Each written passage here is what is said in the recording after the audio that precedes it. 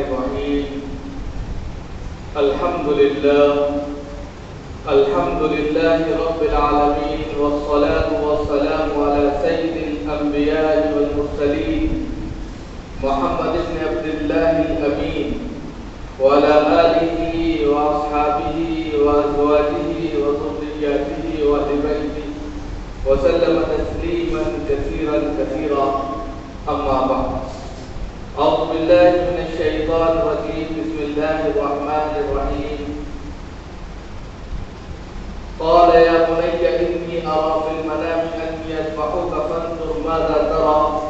قال يا أبت افعل ما تؤمر ستجدني إن شاء الله من الصابرين. صدق الله العلي العظيم.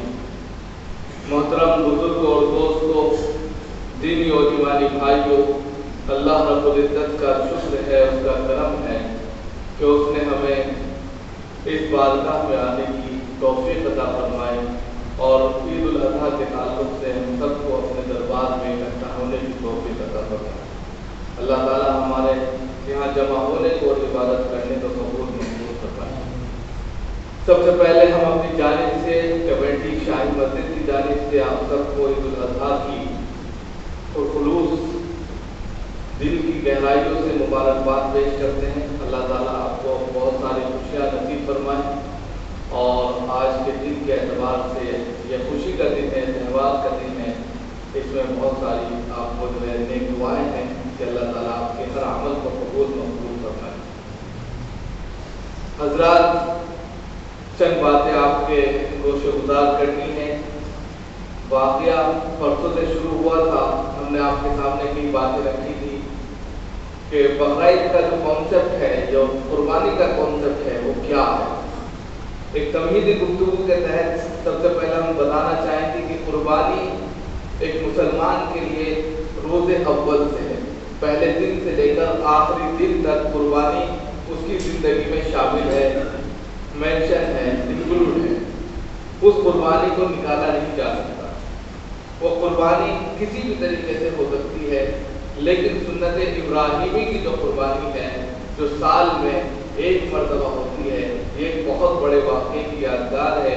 جو واقعہ دھرتی پر ایک ایسے انداز میں پیش کیا گیا تھا کہ زمین و آسمان کانپ اٹھے تھے جب ایک باپ نے اپنے بیٹے کو راہ خدا میں ذبح کرنے کا ارادہ کیا تھا.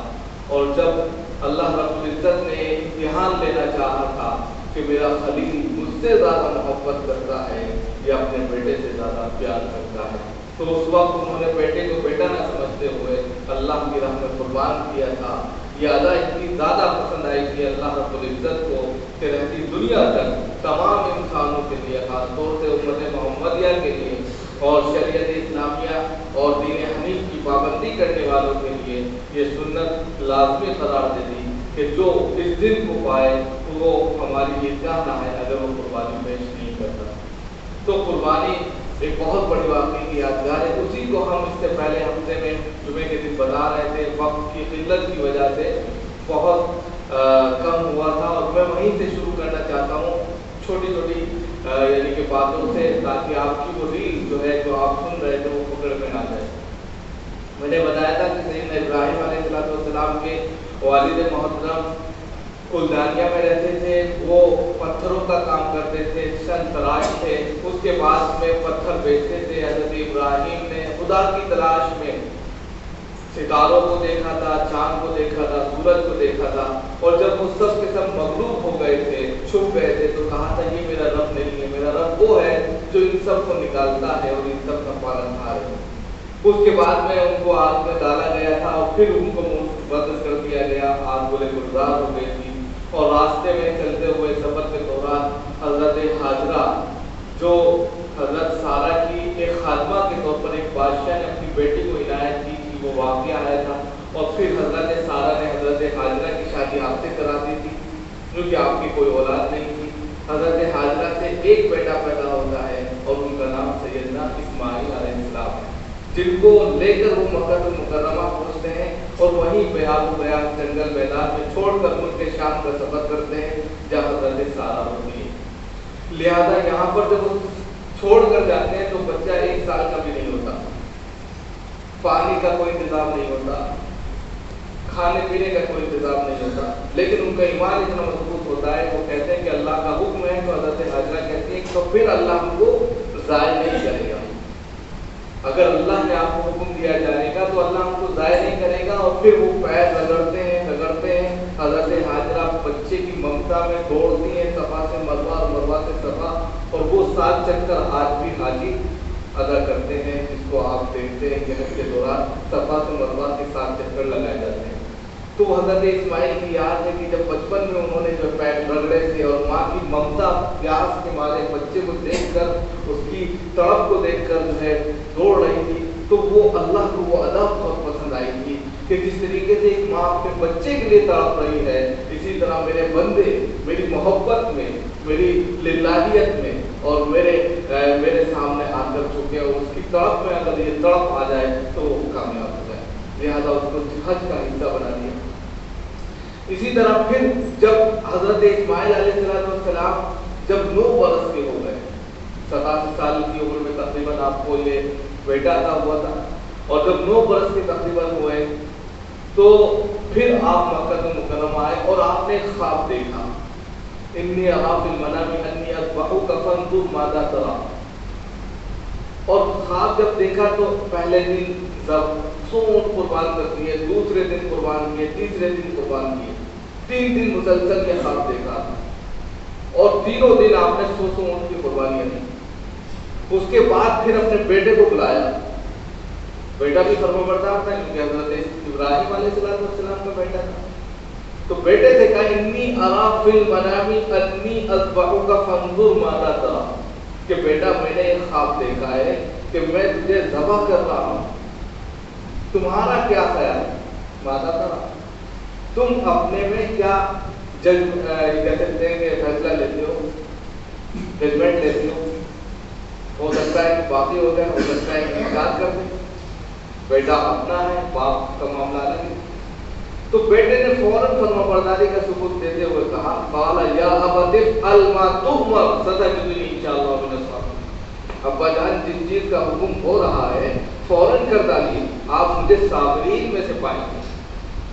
پھر لے کر حضرت ابراہیم علیہ السلام اپنے بیٹے کو چلے، اور 3 جگہ شیطان نے ان کو بہکایا تھا۔ آپ دیکھتے ہیں کہ جمرات، جو رمی جمرات کرتے ہیں، پتھر بانٹنے کا جو عمل ہوتا ہے کل ہوا، اس میں کیا ہوتا ہے کہ شیطان کو پتھر مارتے ہیں۔ شیطان نے 3 جگہ بہکایا تھا، حضرت حاجرہ کو، حضرت ابراہیم کو، حضرت اسماعیل کو، تو تینوں جگہ جہاں جہاں بہکایا تھا وہاں نشان ہیں، اور اسی پر وہ ایک کھمبے کی شکل ہے، اور وہاں پتھر مارتے ہیں، کنکر مارتے ہیں حاجرہ پر۔ تو وہ صرف اس کی وجہ سے کہ بہکایا تھا، وہ بیٹے کو ذبح کر رہے ہیں، اور حضرت ابراہیم سے کہا بیٹے کو مار ڈالو گے، اور حضرت اسماعیل سے کہا آج تم مر جاؤ گے، کیا کر رہے ہو؟ لیکن سب نے لا حول ولا قوت الا باللہ پڑھا تھا، اور اس کے بعد جب قربانی پیش کی بنا کے میدان میں، تو پھر اللہ رب العزت نے کہا کہ حضرت اسماعیل علیہ السلام کی قربانی مقصود نہیں ہے، قصدت الرؤیا انا كذلك نجزي المحسنین، کہ تم نے قصدت الرؤیا، تم نے اپنا خواب جو تھا وہ سچ کر دکھایا، اور ہم محسنین کو بہترین بدلہ دیتے ہیں۔ وَفَدَيْنَاهُ بِذِبْحٍ عَظِيمٍ، اس سے بڑی اعلیٰ قربانی پیش کی گئی، وہاں پر جنت سے ایک دنبا ہے، اور دنبا آ کر وہاں حضرت اسماعیل کی جگہ لٹا دیا گیا حضرت جبرائیل کے ذریعے، اور پھر آپ نے اس پر چھری چلا دی، اور بعد میں دیکھا کہ حضرت اسماعیل علیہ السلام بالکل صحیح سالم ہیں، اور اس کے بعد میں جو ہے دمبے کی قربانی ہو گئی۔ تو پھر اللہ رب العزت نے کہا کہ ہم کسی بیٹے کی قربانی نہیں چاہتے تھے، ہم تو یہ چاہتے تھے کہ میرا خلیل جو ہے، جو مجھ سے بے پناہ محبت کرتا ہے، جو میری یاد میں لگا رہتا ہے، جو میری تڑپ میں اور میری کہہ سکتے ہیں جستجو میں کہاں سے کہاں تک پہنچ گیا، لہذا میں وہ امتحان لینا چاہتا تھا کہ بیٹا 87 سال کی عمر میں ہوا تو اس کی محبت غالب آ گئی یا پھر جو ہے میری محبت غالب، لیکن تم 100% جو ہے کامیاب ہو۔ تو یہ سنت ابراہیمی ہے جس کو ہم لوگ کرنے جا رہے ہیں۔ ایک باپ کی بیٹے کی قربانی، کیا جذبات ہوں گے، کیا احساسات ہوں گے، کتنا پیار ہوگا باپ کو اپنے بیٹے سے، وہ قربان کر رہا ہے، لہذا وہی احساسات، وہی تڑپ، وہی سوچ، وہی تھنکنگ لے کر اگر ہم اپنے جانور کو قربان کرتے ہیں اللہ کی راہ میں، تو یہ قربانی جو ہے ہمارے لیے نعمت بدل بنتی ہے، ہمارے گناہوں کا کفارہ ہوتی ہے، نیکیوں کا سبب بنتی ہے، اور اللہ رب العزت کے یہاں یہ مقبول ہوتی ہے، اس لیے کہ لن ینال اللہ لحومها ولا دماؤها ولکن ینالہ التقوی منکم، کہ اللہ رب العزت کے یہاں تمہارا خون، تمہارا گوشت نہیں پہنچتا، تقوی پہنچتا ہے۔ جتنے تقوی کے ساتھ میں، للہیت کے ساتھ میں، خوف خدا کے ساتھ میں آپ کی قربانی ہوگی، اللہ کی خوشنودی کے لیے قربانی ہوگی، وہ قربانی اللہ کے نزدیک بہت زیادہ معتبر ہوگی، قبول ہوگی، اس کے ایک ایک بال پر 10 نیکیاں ملیں گی، اور پھر بے شمار جو نعمتیں ہیں وہ آپ کے حصے میں ہیں۔ اسی لیے کہا کہ آج کے دن سب سے بڑا عمل جو انسانیت کے لیے ہو سکتا ہے، امت محمدیہ کے لیے ہو سکتا ہے، وہ قربانی سے بڑھ کر کوئی عمل نہیں۔ ایک انسان صبح سے شام تک لاش سجدہ کرتا رہے اور قربانی نہ کرے تو وہ عمل قابل قبول نہیں۔ آج کے دن کی سب سے بڑی قربانی، آج کے دن کی سب سے بڑی عبادت جو ہے وہ قربانی۔ آپ صلی اللہ علیہ وسلم کی تاکید ہے، وعید ہے کہ اگر کوئی شخص قربانی کے دن، عید الاضحیٰ کے دن قربانی نہ کرے اور وہ وسعت رکھتا ہے تو ہماری عیدگاہ نہ ہے، سنت ابراہیمی ہے۔ ایک باپ نے اپنے پورے بیٹے کو ذبح کر دینے کا جو ایک کہہ سکتے ہیں کانسیپٹ پیش کیا، تاریخ اسلام کے اندر، ہسٹری کے اندر، اتہاس کے اندر کوئی ایسا نمونہ نہیں جس کو بہت سے لوگوں نے الگ الگ طریقے سے ریکارڈ کیا۔ تو یہ تھی وہ قربانی۔ اب اس قربانی کو جب ہم پیش کر رہے ہیں تو ساتھ ساتھ ہمارے ساتھ میں ہماری انا بھی قربان ہو، ہمارے اختلافات بھی قربان ہو جائیں، ہماری آپس کی دشمنیاں قربان ہو جائیں۔ قربانی صرف جانور کی نہ ہو، یہ اصل میسج ہے یہاں پر۔ اصل میسج یہ ہے، وہ جو یہاں پر آپ کو سمجھنا وہ یہ ہے کہ قربانی صرف جانور کی دے کر دلوں میں نفرت لے کر بیٹھے رہیں، یہ غلط ہے۔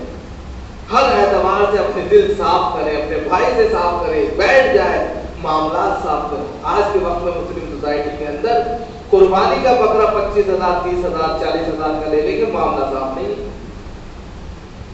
میرے بھائی معاملہ صاف کرو، پہلے قربانی بعد میں ہے، پہلے معاملات صاف ہونے چاہیے۔ ہم معاملات صاف نہیں کرتے، نتیجہ یہ ہے کہ ہم ان سے بغض رکھیں، وہ ہم سے بغض رکھیں، وہ ہم سے نفرت کرتے ہیں، ہم ان سے نفرت کرتے ہیں، ہم ان کے یہاں کچھ بھیجتے وہ لیتے نہیں ہیں، وہ بھیجتے ہم نہیں لیتے۔ تو تہوار کے دن یہ سب چیزیں اگر ہوتی ہیں تو دل تکلیف کرتا ہے۔ اسلامی تعلیمات یہ نہیں ہے، اسلام کے فنڈامنٹلز یہ نہیں ہے۔ اسلام تو بہت خوبصورت مذہب ہے، اسلام کی جو تعلیمات ہے وہ بڑی خوبصورت ہے، سب کو بھائی بھائی بناتا ہے اور سب کو ساتھ لے کر چلتا ہے۔ کوئی بات ہے تو گھر میں بیٹھ کر اس کو حل کر لیا جائے۔ آج کے وقت کے جو بھی فیصلے ہیں، جو بھی معاملات ہیں، جو بھی اختلافات ہیں، جو بھی ادا ہے، جو بھی دشمنی ہے، سب اس قربانی کے ساتھ میں قربان کر دو، اور پھر دیکھو تمہارا دل کتنا صاف ہو جائے، تم کتنے پاک ہو جاؤ، تمہاری تھنکنگ کتنی جو ہے پوتر ہو جائے، اور پھر اس کے بعد انسان اپنے آپ کو ہلکا پھلکا محسوس کرے۔ اصل یہ گناہوں جیسے گناہ جھڑ جاتے ہیں، جب آپ نیکی کرتے، کوئی نیک عمل کرتے ہیں، آپ نے خود دیکھا ہوگا اچھا فیل ہوتا ہے۔ انسان کوئی بھی غلط کام کرے اس کے دل میں ایک دم کھٹ کھٹ، جس طرح گھنٹے کی آواز چلتی ہے، سوئی چلتی ہے، اس طریقے سے ایک دم اس کے دل کی دھڑکن جو ہے نا تیز ہونے لگتی ہے۔ یہ الگ بات ہے کہ کرتے کرتے وہ عادی ہو گیا تو اس کے اوپر اثر نہ ہو، وہ الگ بات ہے، لیکن فرسٹ ٹائم میں اگر ایمان رکھتا ہے اور اس نے غلط کیا ہے تو اس کو دل میں ایک دم سے چوکا لگتا ہے، ایک دم چبھن سی ہوتی ہے، اور ایک دم سے دل کھٹکتا ہے اس کا، ارے کیا ہو گیا، برابر۔ اب ایسے میں اگر کوئی شخص جو ہے دل کے اعتبار سے جو ہے پریشان ہے، اس کو سکونیت چاہیے، تو وہ نماز پڑھ لیتا ہے، صدقہ کر دیتا ہے، کسی غریب کی مدد کر دیتا ہے، تو اس کو اچھا فیل ہونے لگتا ہے کہ یار تھوڑا سا میرا دماغ پہ ایک بوجھ تھا وہ ہلکا ہو گیا۔ اور بہت زیادہ ہوتا ہے تو جس سے معاملہ بگڑا، جس سے لڑائی جھگڑا ہوا، جس سے کوئی اختلاف ہوا، اسی کے پاس جاتا ہے اور اس سے کہتا ہے بھائی مجھے معاف کر دو، اور मुझसे ये गलती हो गई, उसको गले लगाता है और 1 मिनट में वो जो है अपने आप को हल्का फुल्का महसूस करने लगता है। और जैसे ही अपने आप को हल्का फुल्का महसूस करता है तो हर चीज उसकी पुरसुकून होती नजर आती है। बस इसी तरीके से हम इस कुर्बानी पर यह मैसेज लेकर जाएं कि सबसे पहले हम तमाम इख्तलाफात को और आपस के जो भी मामलात हैं उनको हम कुर्बान करेंगे। इस कुर्बानी का सुन्नत इब्राहिम को हम जिंदा इस तरह करेंगे कि हम हर एतबार से कुर्बानी देंगे दीन के ताल्लुक से, और जो भी हमारे से होगा हर एतबार से हम उसके लिए खड़े हैं। साथ ही साथ यहाँ पर 3 चीजें बताने मकसूद हैं जो बहुत अहम है, जो कि वक्त होता चला गया है। कुर्बानी जब पेश करें, ये सब लोग जानते हैं, उसके 3 हिस्से होते हैं। कुर्बानी में ये नियत रखें कि हम गोश्त खाने की नीयत से कुर्बानी नहीं कर रहे हैं, बल्कि इसलिए कुर्बानी कर रहे हैं कि मेरा अल्लाह मुझसे राज़ी हो जाए, बस और कोई नियत ना हो, सबकी नियत यही होनी चाहिए। दूसरे 3 हिस्सों में तकसीम करें, उसमें अकीके को भी शामिल कर सकते हैं। मरहूमीन का अगर है तो पूरा गोश्त तकसीम कर दें, और अगर आपका अपना है तो उसमें अगर ज़रूरत है तो पूरा भी इस्तेमाल कर सकते हैं, वरना 3 हिस्से लगाकर एक गरीबों में, एक अपने रिश्तेदारों में, एक हिस्सा अपने पास रखकर इस तरीके से उसकी तकसीम करें, और अपने सारे भाइयों को शामिल करें, अपनी खुशी में शामिल करें, एक दूसरे को जो है मुबारकबाद दें, इस तरीके से दें कि उनको लगे कि हाँ मेरा भाई मेरे साथ खड़ा है। तो फिर सारी चीज़ें जो है टूटी हुई लाठी में जान पैदा हो जाती है, और आज के वक्त में इसकी बहुत ज़्यादा ज़रूरत है। अल्लाह ताला हम सब को अमल की तौफीक अता फरमाए। तो वक्त बिल्कुल हो चला है।